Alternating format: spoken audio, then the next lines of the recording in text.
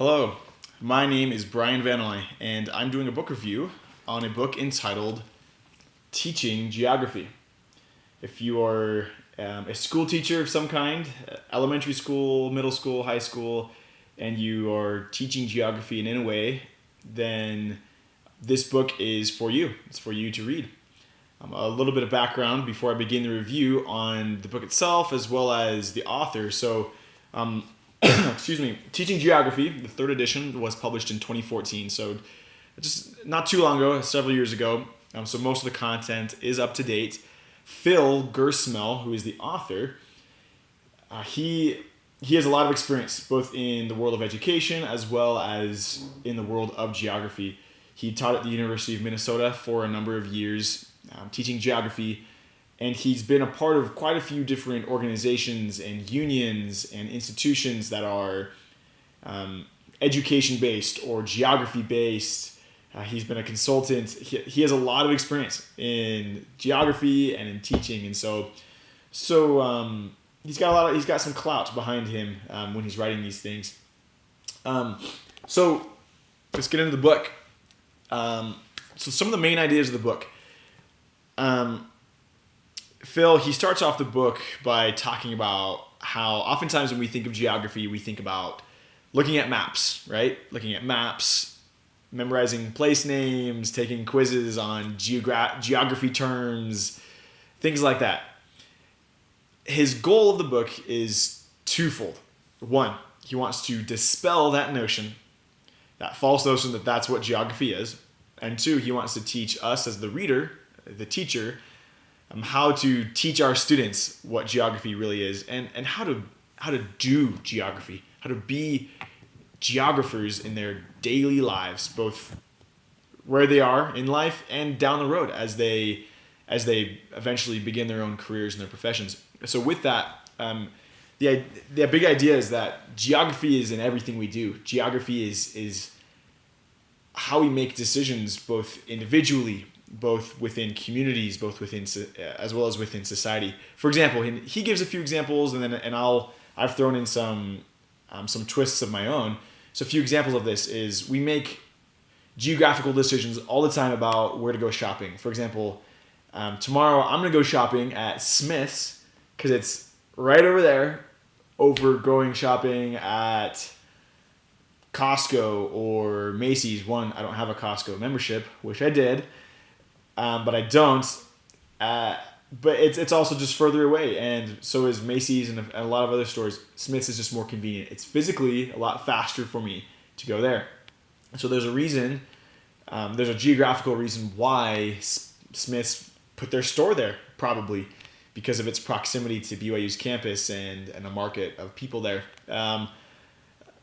Another thing would be if you're a government employee, if you're a civil engineer, where do I build a road or where do I build a major freeway? There are a lot of reasons that could factor into that. What are you connecting?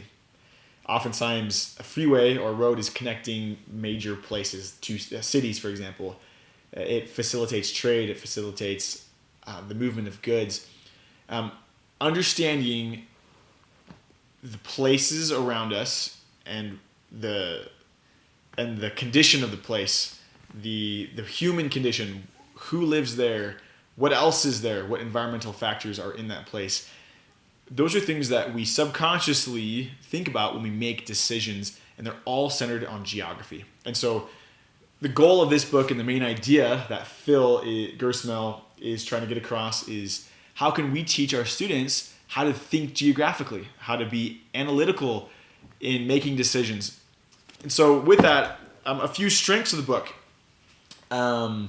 First off, he does a great job at establishing and explaining why is geography important and what is geography. Like I was saying, it's so much more than just looking at maps and memorizing things. It's a way of thinking. It's a way of analyzing various data, gathering data, collecting and gathering data, portraying and displaying that data in an easily read and understandable way, and then analyzing that data to make decisions. He does a great job at doing that. And And a lot of the ideas he gives us about how to teach that are research backed. Like I said, he has a lot of experience in doing research, working at a university and working for a number of organizations. And so in addition to teaching about geography, when he teaches us how to teach geography, a lot of his ideas, like I said, are research backed. And finally, he gives a lot of examples throughout the entire book of how to do this in the classroom. In fact, a supplemental item when you get the book is that there's a CD that has maps and mini lesson plans on how to teach various geographic principles and ideas. And so that's really great. It's something that you can work with as a teacher in the classroom. It can kind of give you a place to start in terms of how to teach various ideas that he talks about. A few weaknesses, though. It's not perfect. Sometimes he can be a little bit wordy. He likes to give a lot of analogies and examples. For example, one thing, he compares two major types of geographic maps and tools, namely regional maps and topical maps. Those are two different things, but he compares each of those things as two separate blades of scissors. The blades of scissors work together to cut things more efficiently, and so he says use these two different tools together to be more efficient in helping students learn geography. He uses a lot of metaphors like that, which can be really good. Sometimes they can be a little bit wordy and a little bit confusing, so that's kind of hard. Once you understand them and can wrap your head around them, they're great.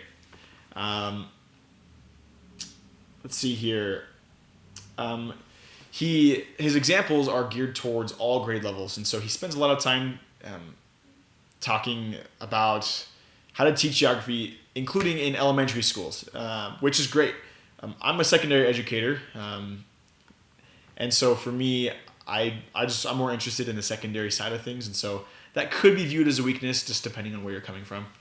And finally, like I said, the author, he has a lot of experience in the world of geography and in the world of education at the university level. He doesn't have a lot of personal teaching experience in elementary school or in a middle or a high school. That could be viewed as a weakness. He has a lot of great ideas, but the question is, would they actually work in a classroom? He addresses that, and he actually admits to some of those things. I think the ideas, a lot of them would work in the classroom, but that could be viewed as a potential weakness.